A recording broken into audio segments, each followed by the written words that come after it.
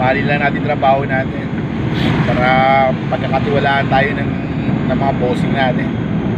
Kaya mga katubig, tandaan mo lagi mawala tayo ng mabuti, maging tapat lang tayo sa amos natin, ayusin natin ang buhay natin, ayusin natin trabaho.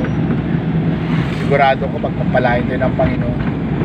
Kaya tips lang kapatid, mga katubig, na araw-araw na nagkikita-kita sa kalsada, laban natin sa buhay. Ang importante nun, may trabaho tayo at pinapakain natin ng mabilhan natin ng ayos. Kaya kapan lang thank God bless you to all.